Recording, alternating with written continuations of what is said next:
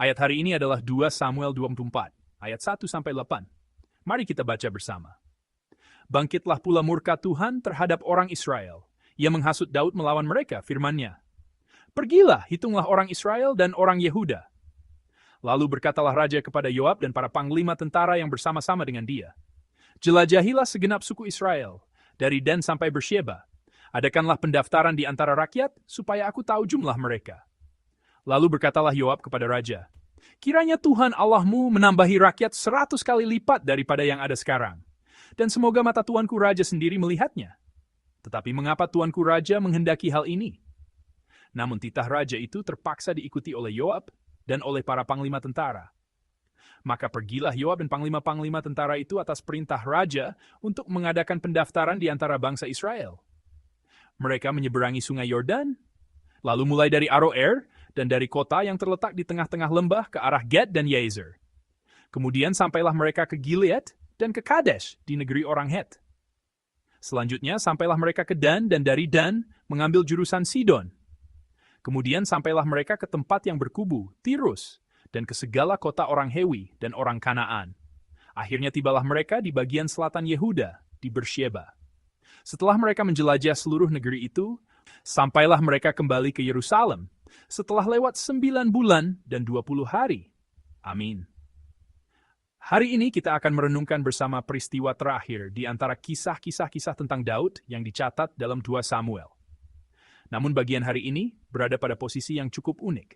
Sampai kemarin, kita telah melihat perkataan terakhir Daud dan para pahlawannya bersama Daud.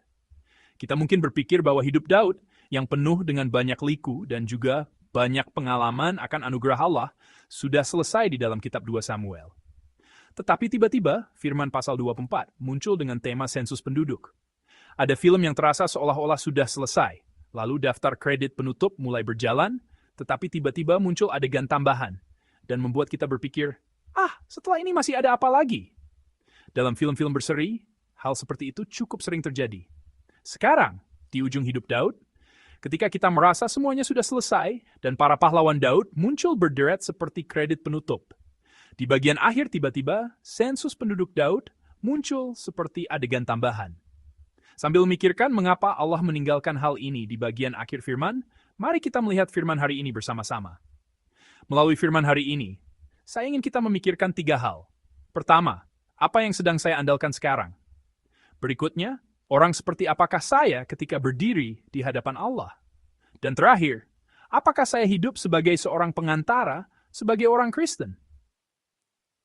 Dalam ayat 1, ketika Daud melakukan sensus penduduk, kita dapat melihat penyebabnya pada bagian yang berkata, bangkitlah pula murka Tuhan terhadap orang Israel.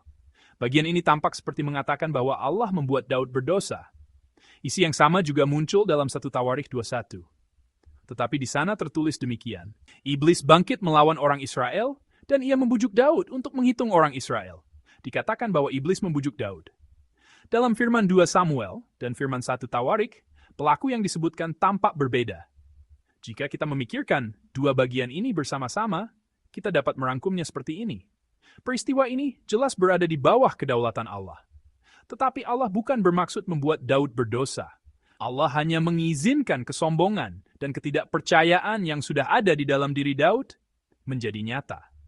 Kesombongan dan ketidakpercayaan yang sudah tersisa, yang sudah mulai bertunas di dalam diri Daud, diizinkan untuk dipakai dalam murka Allah terhadap Israel. Mengapa Allah murka terhadap Israel? Mengapa di ujung hidup Daud ini Allah menyatakan isi murkanya seperti ini?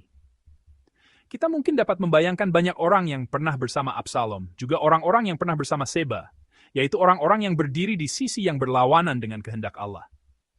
Namun Alkitab tidak mencatat hal ini secara rinci. Tetapi, yang Alkitab minta untuk kita perhatikan adalah bahwa Allah menemukan dosa di dalam Israel yang layak dihakimi.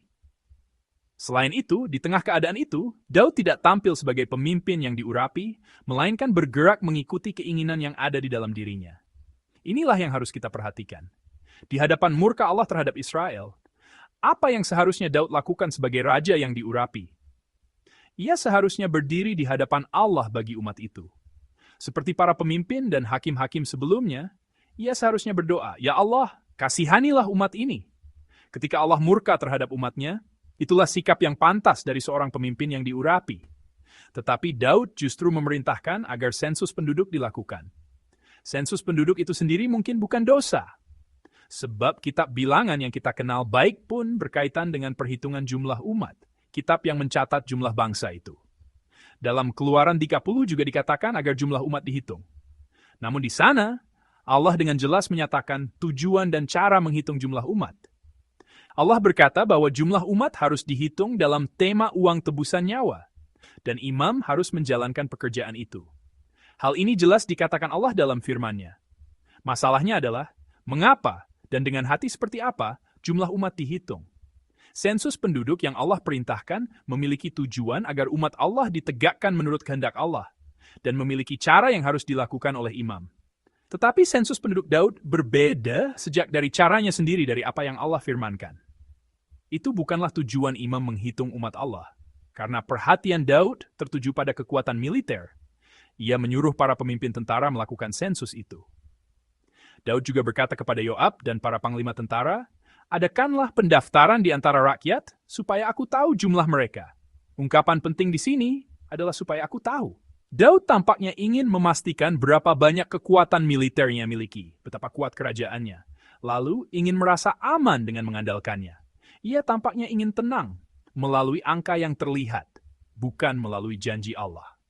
Kekuatan yang dapat ia pegang dengan tangannya sedang terlihat sebagai perhatian terbesar Daud pada saat ini. Kita pun kadang merasa tenang melalui angka. Berapa saldo di rekening saya? Apakah saham yang saya investasikan naik atau turun? Berapa banyak orang yang berada di pihak saya? Berapa banyak orang di sekitar saya? Melalui hal-hal seperti itu, kita merasa tenang.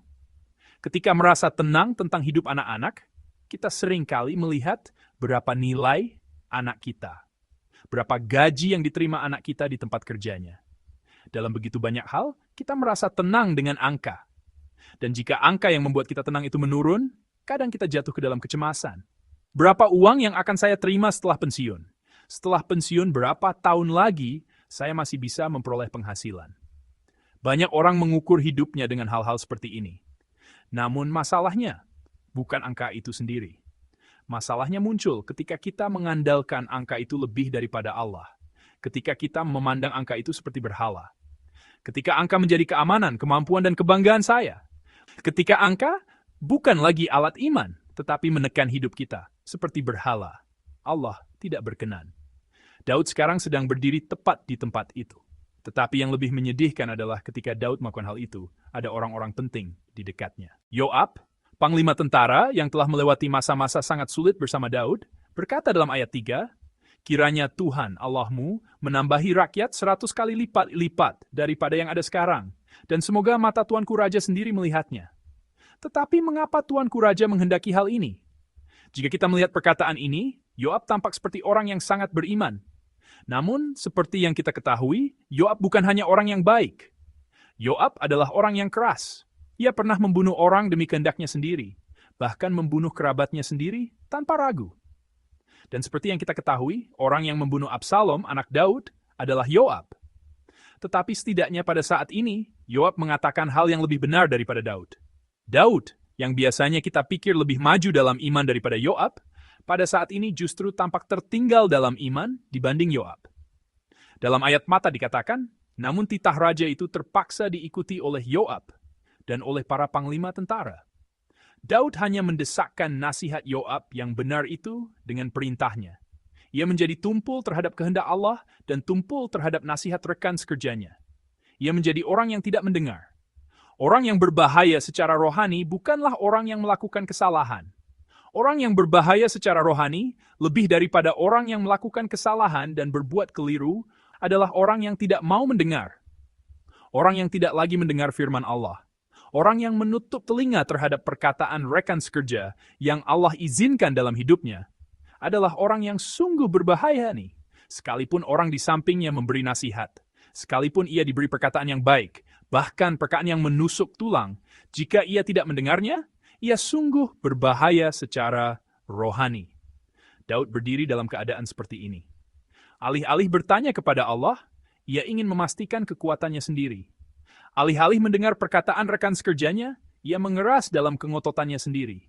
Inilah yang menakutkan. Bertambah tua tidak otomatis membuat seseorang dewasa.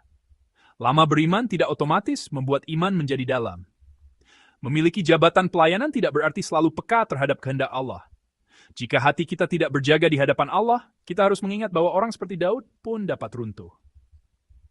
Dalam bagian hari ini, kesalahan terbesar Daud bukan hanya memerintahkan sensus penduduk.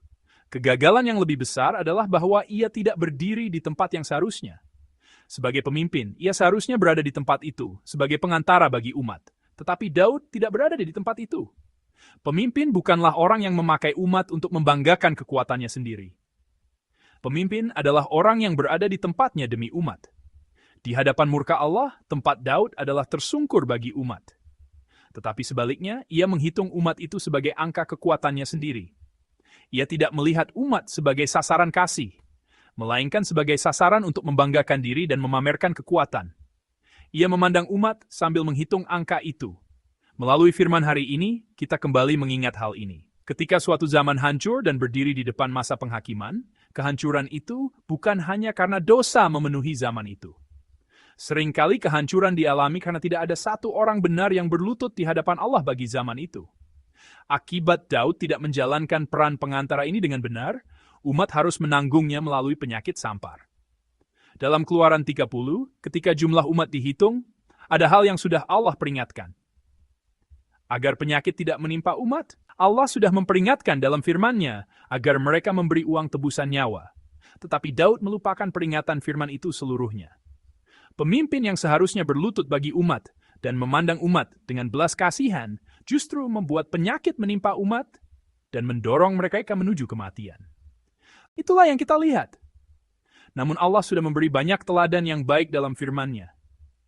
Abraham berdiri di hadapan kehancuran Sodom dan Gomora, berulang kali bertanya di hadapan Allah dan berusaha agar mereka diselamatkan. Musa, ketika murka Allah penuh terhadap umat yang bersungut-sungut dan berdosa, berkata, "Lebih baik hapuskanlah namaku dari kitab kehidupan dan berlutut di hadapan Allah bagi umat itu." Bahkan dalam kitab Yunus, Raja Asyur di kota Niniwe, seorang raja bangsa asing, sungguh-sungguh bertobat bagi rakyatnya setelah mendengar pemberitaan Yunus, yang bahkan tidak disampaikan dengan sepenuh tenaga, sehingga kehancuran kota Niniwe dicegah. Model sempurna dari panggilan pengantara ini adalah Yesus Kristus. Di atas salib, dengan seluruh tubuhnya dan dengan hidupnya, ia menahan murka Allah yang dahsyat terhadap umat manusia. Ia membuat kita, yang sebagai orang berdosa tidak berani berdiri di hadapan Allah, dapat berdiri di hadapan Allah sebagai umatnya. Kita yang tidak dapat berdoa sekarang dapat berdoa. Kami berdoa dalam nama Yesus Kristus. Karena Yesus Kristus berdiri di antara Allah dan kita sebagai pengantara, juga sebagai perantara yang mendamaikan. Kita yang hari ini berkumpul di tempat ini sebagai orang Kristen adalah orang-orang yang harus menyerupai Yesus dan berdiri di hadapan Allah bagi dunia ini. Kita harus menjadi orang yang berdoa. Bagi gereja, bagi dunia, bagi keluarga, bagi generasi ini, bagi komunitas tempat kita berada, kita harus berdiri di antara Allah dan orang-orang itu lalu berdoa. Tidak sulit berkata kepada dunia, mereka berdosa, dosa mereka banyak. Tidak sulit berkata bahwa masa depan generasi berikutnya sangat gelap. Namun satu orang yang berdiri dengan benar di antara Allah dan mereka, yang memohon belas kasihan di hadapan Allah dan berdoa, orang seperti itulah yang Allah masih cari sampai sekarang. Allah berkata bahwa kita adalah imamat yang rajani. Imamat yang rajani adalah orang yang bertanggung jawab untuk berdiri di hadapan Allah. Karena itu menurut firman ini, kita harus hidup sebagai orang Kristen yang menyerupai Yesus. Pertama, pada dini hari ini, saya ingin kita melihat kembali apa arti angka bagi diri kita. Apakah saudara sedang merasa aman karena angka? Uang, kesehatan, anak-anak, pengakuan orang lain, pengalaman saya, jabatan saya. Semua itu tidak dapat dikatakan buruk begitu saja. Tetapi jika semuanya itu berada di depan Allah, itu pasti menjadi berhala. Berikutnya, saya ingin kita melihat kembali apakah saya adalah orang yang dapat mendengar. Apakah saya orang yang dapat mendengar nasihat seseorang? Apakah telinga saya terbuka untuk mendengar perkataan rekan sekerja yang Allah izinkan bagi saya? Kiranya kita semua menjadi orang yang dapat mendengar perkataan orang yang diberkati, orang yang Allah berikan kepada saya ketika saya tidak peka secara rohani di hadapan Allah. Terakhir, saya ingin saudara menjadi satu orang yang berdiri di hadapan Allah bagi generasi ini. Orang di samping saya mungkin sedang berada dalam dosa. Orang di samping saya mungkin memang pantas dihukum. Komunitas tempat saya berada mungkin memiliki masalah. Namun, jangan hanya memandangnya. Bagi mereka, bagi satu orang itu, kiranya semua yang hadir di tempat ini menjadi orang-orang yang sungguh berdiri di hadapan Allah sebagai pengantara, sebagai perantara. Karena itu, kiranya hari ini menjadi hari yang diberkati, saat saudara hidup dengan mengandalkan Allah lebih daripada angka, berusaha mendengar kehendak Allah dan bukan kehendak diri sendiri, serta berdoa bagi komunitas tempat saudara berada lebih daripada mengikuti keinginan diri sendiri.